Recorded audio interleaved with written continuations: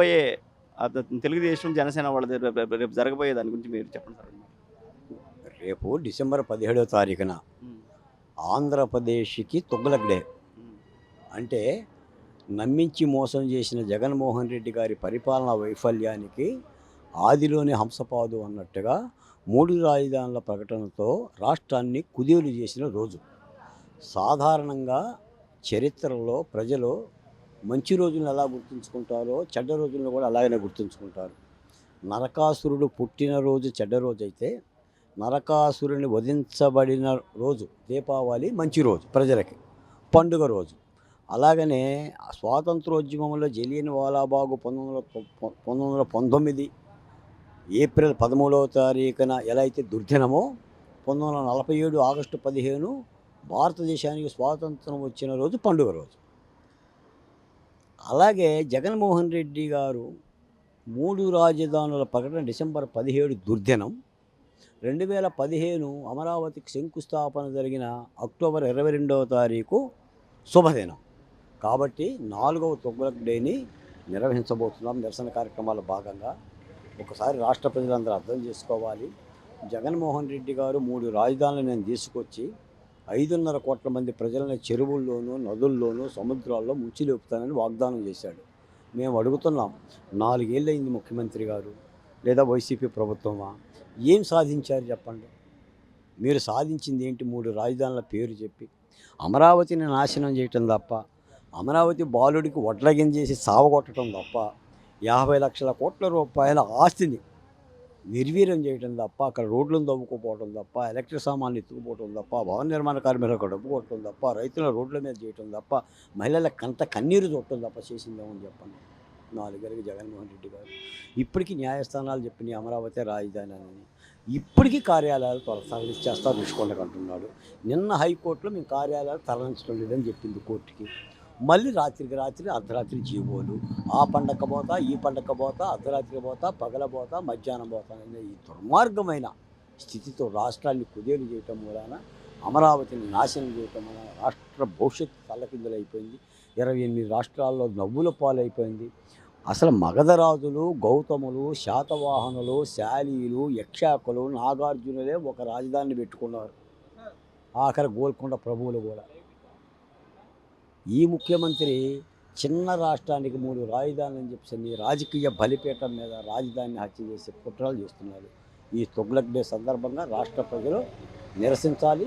రాష్ట్ర వ్యాప్తంగా అమరావతి ఉద్యమకారులు కానీ, రాజధాని ప్రేమికులు, స్వాప్నికులు తమ వంతు బాధ్యతగా నిరసన వ్యక్తం చేయాలని ఈ సందర్భంగా తెలియజేస్తున్నారు. సార్, ఒక పక్క ఉంటే దాన్ని దిగ్విజయం చేయాలని మీరు టీడీపీ ప్రభుత్వం అండుకో అంటే జనసేన వీళ్ళకి కలిపి ఉంటున్నారు.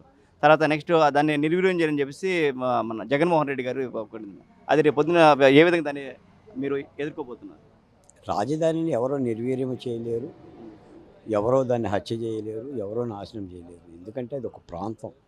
ఈ రోజున జగన్మోహన్ రెడ్డి గారి కత్తి కట్టినంత మాత్రాన రాజధానికి ఏక కూడా ఊడదు. ఈయన కాకపోతే ఇంకొక ఆయన వచ్చే ప్రభుత్వాలు నిర్మించుకుంటాయి. ప్రజాస్వామ్యంలో ప్రభుత్వాలు మారతాయి. జగన్మోహన్ రెడ్డి గారి ఉద్యోగస్తులు కాదు 62 రోజులు రిటైర్మెంట్ కాకుండా ఉండటానికి. ప్రజలు ఇచ్చిన అధికారం 5 ఏళ్ళే. రేపు 2 నెలల్లో ఎన్నికలు జరుగుతుంది. మళ్ళీ ఆ పరీక్షల్లో ఆయన పాస్ అవ్వాలి. ఆయన పాస్ అయ్యే పరిస్థితి కనిపించట్లేదు కదా. ఆ భయంతోనే కదా ఇందుట్లో పెట్టిన లోడబంతి, ఇందుట్లో పెట్టిన లోడబంతి అని ఎమ్మెల్యే సీట్లు చించుతుంది. అసలు ఎవరి సీటు తిరుగుతుందో, ఎవరి సీటు చిరగదో కూడా ఎమ్మెల్యేలకు అర్థం కాని పరిస్థితి. రాత్రిపూట నిద్ర పట్టాల వాళ్ళకి దిగ్గులు లెగుస్తున్నారు. నమ్ముకున్న వాళ్ళందరూ బయటకు పోతున్నారు కదా. జగన్మోహన్ రెడ్డి గారిని నమ్మి, ఆ పార్టీని నమ్మి కోట్ల రూపాయలు ఖర్చు పెట్టి జగన్మోహన్ రెడ్డి అంతోడు, ఇంతోడు, ఒటిడింతడు, మహానుభావుడు అన్నవాళ్ళే పార్టీని ఇడిచి వెళ్ళిపోతున్నారు. ఆయన సామాజిక వర్గం కూడా పోతున్నారు. అంటే దుర్మార్గమైన ఆలోచనలు కలిగిన వాళ్ళ దగ్గరికి, లేదంటే పెత్తందారి మనస్తత్వం కలిగిన వాళ్ళ దగ్గరికి అందుకు ఎక్కువ కాలం ఉండలేదు. సార్ సారీ సార్ అడ్డు వచ్చినందుకు. ప్రజలనేమో 3 రాజధాని పేరెట్టేమో నిద్రపోనివ్వట్లేదు. అలాగే ఎమ్మెల్యేనేమో వాళ్ళేమో మీకు టికెట్ వస్తారు ఇదని చెప్తే వీళ్ళనే నిద్రపోనివ్వట్లేదు. దీన్ని ఏ విధంగా చూస్తారు మీరు? అందుకనే జగన్మోహన్ రెడ్డి గారైన ఆయన ఒక రాజు, ఆయనే మంత్రి, ఆయనే కార్యకర్త. ఆయనకు నచ్చితే పార్టీలో ఉండాలి, నచ్చకపోతే వెళ్ళిపోవాలి. అంత దాకెందుకు? ఆయన చెల్లెలు బయటికి వెళ్ళింది కదా. ఆయన అమ్మగారు విజయమ్మ గారు బయటికి వెళ్ళారు కదా, ఆయన మరో చెల్లెలు సునీతారెడ్డి గారే కదా వివేకానంద రెడ్డి గారి హత్య కేసు గురించి కోర్టులకు తిరుగుతున్నది. అంటే తోడబుట్టిన వాళ్ళకే న్యాయం చేయలేని పరిస్థితుల్లో ఇక ఎమ్మెల్యేలకి ఏం చేస్తాడు? ఇప్పుడు ప్రధానంగా ఆయన మొన్న 11 స్థానాలని జిగ్జాగ్ చేశాడు. ఇటువలను అటు మార్చాడు, అటువలను ఇటు మార్చాడు. ఈ 11 స్థానాలలో 5 ఎమ్మెల్యే ఎస్సీ ఎమ్మెల్యేలు, 4 బీసీ ఎమ్మెల్యేలు. ఎస్సీలు బీసీలని ఒక ఫుట్బాల్ లాగా తంతున్నాడు ఆయన, కాళ్ళతో బాల్ను తన్నట్టుగా. నువ్వు ఇటు పోరా, నువ్వు ఇటు రారా. ఎందుకంటే అలాంటి యొక్క వాళ్ళకు ఒక గౌరవం, వాళ్ళకు ఒక నియోజకవర్గం, ఆ ప్రజలతో ఒక భావ సారూప్యం, వాళ్ళ నియోజకవర్గంలో 4 మంచి పనులు చేయాలనే కళలు కూడా ధ్వంసం చేసుకోవాల్సిందే. ఇప్పుడు ఏ ఎమ్మెల్యేని ఏమనుకుంటాడు సార్? ఆయన పుట్టి పెరిగిన నియోజకవర్గంలో 4 మంచి పనులు చేయాలనుకుంటాడు, అంతే తప్ప పక్కూరు పోయి చేయాలనుకోడు కదా. ఇప్పుడు జన్మభూమి కాన్సెప్ట్ అదే కదా. ఇప్పుడు ముఖ్యమంత్రి గారు ఆంధ్రప్రదేశ్కి ఎందుకు ముఖ్యమంత్రిగా ఉండాలి? ఇలా తెలంగాణలో పోటీ చేయొచ్చుగా, మధ్యప్రదేశ్లో పోటీ చేయొచ్చుగా, బీహార్లో పోటీ చేయొచ్చు కదా. నువ్వు ఆంధ్రప్రదేశ్ ఎందుకు పోటీ చేస్తున్నావు? ఈ రాష్ట్ర వ్యక్తివి కాబట్టే కదా. అలాగనే ఎమ్మెల్యేలు కూడా ఆ నియోజకవర్గాల్లో ఉంటుంది కదా. అలాంటి నియోజకవర్గాలు ఓడిపోతారని చెప్తే నువ్వు భయపడిపోయి జంబలింగ్ చేస్తున్నావు. అది భయంతో వచ్చిన విషయం. ఆయన ఆల్రెడీ సర్వేలు చేయించుకున్నాడు. ఆయన సర్వేలో స్పష్టంగా అర్థమైంది ఏంటంటే చాలామంది ఎమ్మెల్యేలు 80% ఎమ్మెల్యేలు ఓడిపోతారని తేలిపోయింది. సార్ ఆ ఓటమి కారణం అంటే ఇదివరకు జగన్మోహన్ రెడ్డి చూసి ఓటేశారు, ఇప్పుడు ఆయన చూసి ఇప్పుడేమో ఎమ్మెల్యేల మీద నడుతున్నాడు. అది ఎంతవరకు కరెక్ట్ అంట? ఇంతకుముందు ఆయన చూసి ఓటేశారండి, ఎందుకంటే ఆయన పరిపాలన తెలియక ఓటేశారు. ఇప్పుడు పరిపాలన తెలిసింది కాబట్టి ఆయనకి వ్యతిరేకంగా ఓటేస్తారు. ఆయన ఏం చేస్తున్నాడంటే తాను చేసిన తప్పులు మొత్తం కూడా ఎమ్మెల్యేల మీద ఉండవు కాబట్టి కనీసం కొత్త అభ్యర్థులు నిలబెడితే కొంత వ్యతిరేకత తగ్గుతుంది, ఉపశమన కార్యక్రమాలు చేస్తుందని ఒక కాయకల్ప శిక్ష ప్రయత్నం చేస్తున్నాడు. కానీ ఇవేమి కుదరవండి. నువ్వు ఎన్ని నియోజకవర్గాలు మార్చినా అసలు ఎవరికి ఇచ్చారండి అధికారాలు? ఈ రోజున జగన్మోహన్ రెడ్డి గారు ఎలా అయితే మద్యంలో తిన్నాడో, ఇసుకలో తిన్నాడో, ఆయా ఎమ్మెల్యేలు కూడా అందరూ తినేసి లావ్ అయ్యారు, లావ్ ఎక్కువయ్యారు. ఇప్పుడు పర్యాటక శాఖ మంత్రి రోజా గారు లావ్ అయ్యారు, అమ్మటి రాంబాబు గారు లావ్ అయ్యారు, జోగి రమేష్ లావ్ అయ్యాడు, కొడాలి నాని లావ్ అయ్యాడు. ఏ ఎమ్మెల్యే తినలేదు. వాళ్ళందరికీ ప్రజలు చేతుకునిచ్చుకుంటున్నారు. గడప గడపకి వెళ్ళలేదు చాలామంది. కాబట్టి ఇప్పుడు ఏం చేయాలి? ముఖ్యమంత్రి గారు ఏదో ఒక కాయకల్ప చేయాలి, వ్యాపక మంత్రాలతోనో నిమ్మకాయల మంత్రాలతో. అందుకని మార్చుకుంటున్నాడు. ఈ మార్చుకున్నా కూడా వైసీపీ పార్టీ పని అయిపోయింది. రాష్ట్ర ప్రజలు కూడా ఆలోచించాలి. ఇదేదో జగన్మోహన్ రెడ్డి గారి మీద కోపంతో చెప్తుందో, ఆయన ప్రభుత్వం మీద వ్యతిరేకతగా చెప్తున్న మాటలు కాదు. రాష్ట్రం ఎలా ఉంది, ఈ రాష్ట్రంలో ఎస్సీలు, ఎస్టీలు, బీసీలు, మైనార్టీల బతుకు తెరువు ఎలా ఉంది? ఏ రాష్ట్రంలోనన్నా పోలీస్ స్టేషన్లో శిరోమండనాలు జరిగినాయా? ఏ రాష్ట్రంలోనన్నా గిరిజనుల మీద, దళితుల మీద మూత్ర విసర్జన జరిగిన సంఘటనలు ఉన్నాయా? ఏ రాష్ట్రంలోనన్నా హత్య చేసి కారులో డోర్ డెలివరీ చేసిన, శవాలను డోర్ డెలివరీ చేసిన ఎమ్మెల్సీలు ఉన్నారా? ఎక్కడ ప్రక్షాళన లేదు కదండి. కాబట్టి ఇటువంటి దుర్మార్గమైన పరిపాలనని ప్రజలకు ఉపేక్షించరు. పైపెచ్చు నాకు తెలిసి ఆల్రెడీ మార్పు మొదలయ్యింది. అటు కర్ణాటకలో మొదలైంది, తెలంగాణలో మొదలైంది. తెలంగాణ అందించిన కేసీఆర్ గారే కాలు జారిపడ్డారు సార్. రేపు జగన్మోహన్ రెడ్డి గారి అధికారం పోగానే కాలు జారిపోవటం కాదు, పిల్లేరుగా అంత వేసే పరిస్థితి ఉంటుంది. కాబట్టి ఆయన పరామర్శించడానికి ఏ రేవంత్ రెడ్డి రాడు, ఏ చంద్రబాబు నాయుడు రాడు.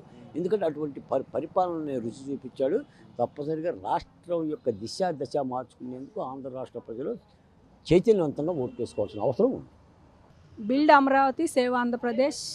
అలా అమరావతి ఉద్యమానికి 17వ తారీఖుకి రేపటికి 4 ఏళ్ళు నిండండి.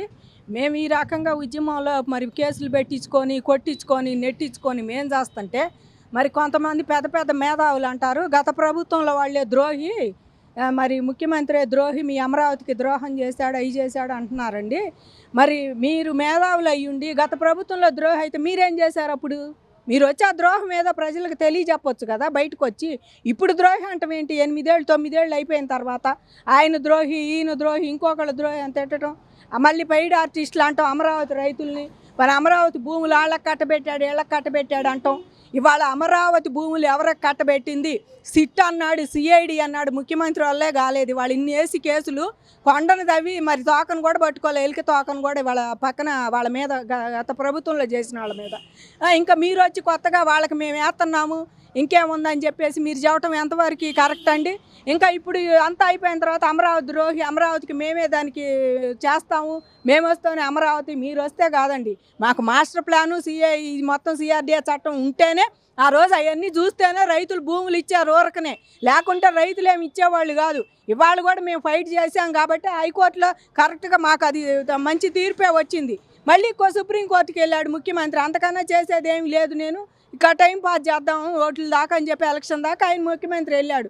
అంతేగాని మేము ఇచ్చాము, ఇంకా మాస్టర్ ప్లాన్ ఏంది ఇంకేంటి ఏమీ లేవు అని తిడుతున్నా అండి. మేధావులు అన్నవాళ్ళు మీరు చాలా సైలెంట్గా మీ పనులు మీరు చేసుకొని ఏదైనా మంచి ఇంకేదైనా ప్రజలకు మేలు చేసే విధంగా మీరు బయటకు వచ్చి కేసులు వేయండి. వాళ్ళ ఎస్సీలకు కౌలు లేదు ఈ ప్రభుత్వం వచ్చిన కాడి నుంచి. జగన్మోహన్ రెడ్డి అనేవాడు గద్దెక్కిన కాడి నుంచి ఎస్సీలకి వాళ్ళ కౌలు లేదండి అసైన్ భూముల్లో. దాని మీద నువ్వే చర్య తీసుకున్నారు ఈ మేధావులు అన్నాళ్ళు? మరి వాళ్ళ భూములు అమ్మకానికి కొనటానికి లేదని ఆపేశాడు. గత ప్రభుత్వం అమ్ముకున్నారు, కొనుక్కున్నారు, ఇల్లు కట్టుకున్నారు, పిల్లల్ని చదివించుకున్నారు. మాకు బాగుందండి లైఫ్. రైతులతో పాటు గజాలు ఇచ్చారు, రైతుల పక్కనే అందరికి వాళ్ళకి ఇచ్చేశారు గజాలన్నీ. మరి అది బాగుందన్నారు, ఇప్పుడు అవన్నీ ఆపేశారు. దాని మీద మీరు ఈ 4 ఏళ్లలో ఏమన్నా ఒక కేసు వేసారా? ఒకటన్నా మాట్లాడగలిగారా? ఇవాళ వచ్చి మీరు అవన్నీ అమరావతి ఫ్రాడ్, అమరావతి కాళ్ళాట చేశారు, వీళ్ళేట చేశారు, నేను చేస్తాను. ఏందండి చేసేది? ఎవరు చేస్తారు?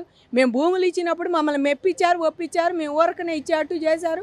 మా బాగానే ఉంది. ఆ 4 ఏళ్ళు అభివృద్ధి పదం వైపు నడిచింది. రాష్ట్రం కూడా మంచిగా ఉందా? మొత్తం రాష్ట్రం అంతా బాగానే ఉంది. ఈ ప్రభుత్వం వచ్చాక ఇట్ట చేసినప్పుడు మీరు ఎందుకు ఎదురు తిరగలేదు? కాబట్టి ఒకటే చెబుతున్నాడు, అమరావతి రైతులను ఎవరు బయటికి లాగొద్దండి. ఇప్పటికే మేము అయిపోయి భ్రష్టు పట్టిపోయాం. నిజం మాట్లాడాలంటే ఇవాళ కౌళ్ళు కూడా లేవు మాకు. ఇవాళ 1,00,000 అంటే ఎకరం 2 ఎకరాలు ఉండాలి. 5 ఎకరాల లోపాళ్ళు 24,000 మంది ఉండారండి అమరావతిలో. ఇవాళ 24,000 మంది ఇచ్చాము 5 ఎకరాల లోపాళ్ళు. మేమందరం ఏమైపోతాం? కవుళ్ళు రాట్ల, పిల్లల చదువులు, పెళ్ళిళ్ళు, మరి మా సమస్యలు మాకు ఎన్నో ఉంటాయి. ఆరోగ్య సమస్యలు ఇవన్నీ చూసుకోవాలంటే ఎక్కడి నుంచి అండి? ఇవాళ వీటన్నిటి మీద ఏమన్నా పోరాటం చేయదలుచుకుంటే ఈ ప్రభుత్వం మీద చేయండి. ఆరోగ్యశ్రీ కార్డు కూడా పనిచేయట్లే ఆఖరికి. దాని మీద ఏమన్నా చేయదలుచుకుంటే అట్లాంటి వాటి మీద చేయండి. కానీ ఇంకా అమరావతిలో ఇంకా అట్టుంది ఇట్టుంది ప్రతి వాళ్ళకి అమరావతి ఉద్యమం నిచ్చెన అయిపోయిందండి. ఆ నిచ్చెన ఎక్కి దూకాలి, మాకు ఏదో సాధించాలనుకుంటున్నారు. కానీ అమరావతిలో ఉండే వాళ్ళం మేమే భ్రష్టు పట్టిపోయాం. ఇంకేదన్నా ఉంటే మీకు రాజకీయ పరంగా ఈ మేధావులు అనేవాళ్ళు మీరు సెటైర్లు వేసుకోండి, విమర్శలు చేసుకోండి. రాజకీయ నాయకులు కాబట్టి అందరూ చేసుకోండి. అంతేగాని అమరావతి రైతుల మీద పొలిటీషియన్ లాగా విమర్శలు చేయొద్దండి. ముఖ్యంగా మహిళా రైతుల మీద. మొన్న కూడా పెయిడ్ ఆర్టిస్టులు అండి. ఎవరండి పెయిడ్ ఆర్టిస్టులు? డే 1 నుంచి మేము కూర్చొని చచ్చాట 24 కేసులు పెట్టించుకొని దేవుడా రాముడా అంట ఎక్కడికంటే అక్కడికి ఇల్లు వాకిలు వదిలిపెట్టి పోలోమంట పాదయాత్రలు తిరిగి మా హక్కుల కోసం మేము నిరసన తెలియజేసి మేము చేస్తుంటే మమ్మల్ని ఇంకా పెయిడ్ ఆర్టిస్టులు అంటాం ఎంత అండి?